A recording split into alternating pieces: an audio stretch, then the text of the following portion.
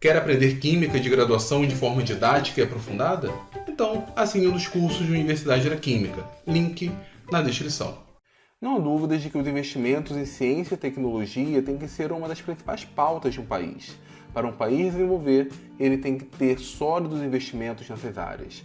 E nesse respeito, o trabalho de pesquisadores e cientistas são fundamentais.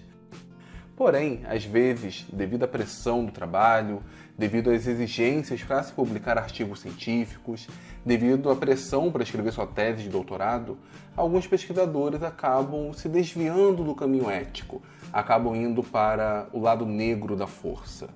E nesse lado, eles acabam copiando alguns resultados que não são essencialmente deles, ou então eles acabam mascarando alguns resultados. Eles dão a entender que um resultado segue um caminho, quando na verdade não segue esse caminho. E isso pode ter algumas consequências desastrosas. Por exemplo, em 2011 foi relatado o caso de um professor da USP. Ele acabou sendo exonerado e a sua aluna de doutorado, que a princípio participou da mesma pesquisa com ele, teve o seu diploma de doutorado cassado. O motivo? Acabou copiando algumas figuras no seu artigo científico, na sua tese, sem dar os créditos ao artigo original. Não era qualquer figura, na verdade era um gráfico que indicava alguns resultados que ela havia obtido, só que na verdade ela não obteve esses resultados. Na prática, essa figura não era simplesmente um esquema, não era o desenho de uma molécula, não era o desenho de uma reação ou de um mecanismo. Essa figura indicava resultados fraudulentos, resultados que ela não havia conseguido. E com isso ela teve sua tese de doutorado cassada e o professor responsável foi exonerado. Na justificativa ele falou que simplesmente a aluna havia confundido as figuras.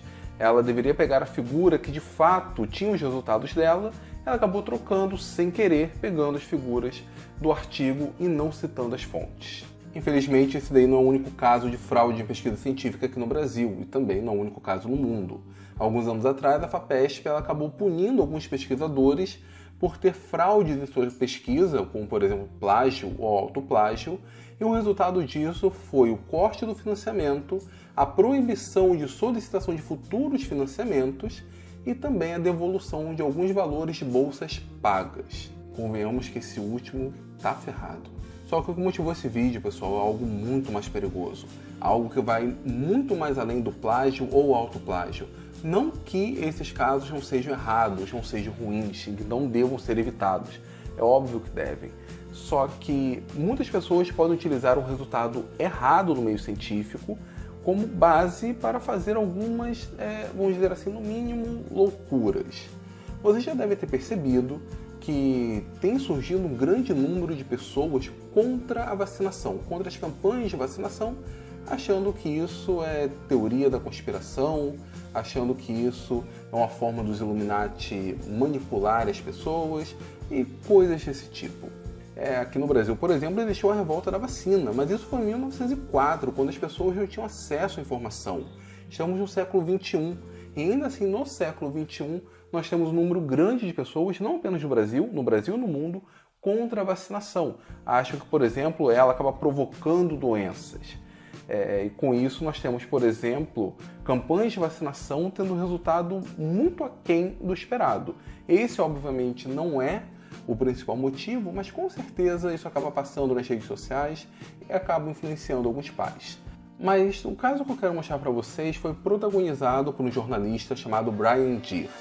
Ele estava entrevistando algumas ativistas contra a vacinação e uma das mães desse caso acabava justificando a sua atitude em um artigo científico, onde o médico ali em questão mostrava que existe uma relação entre a vacina da tríplice, que protege, dentre outras coisas, contra o sarampo, e casos de autismo. Então, algumas crianças que não eram autistas, quando vacinadas com essa vacina específica, acabaram desenvolvendo autismo. O jornalista resolveu investigar. Esse é um artigo de 98. Em suas investigações, ele percebeu que tinham ali alguns detalhes meio escusos.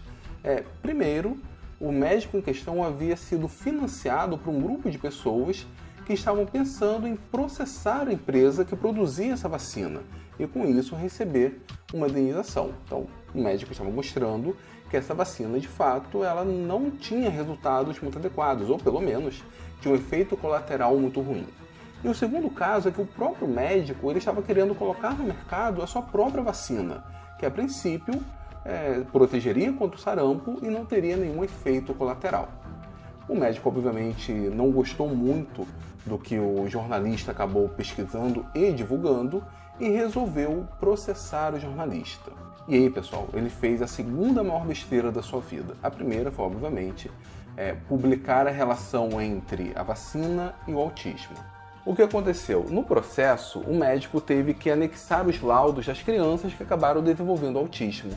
E nos laudos já indicavam que essas crianças tinham sinais de autismo sem serem vacinadas.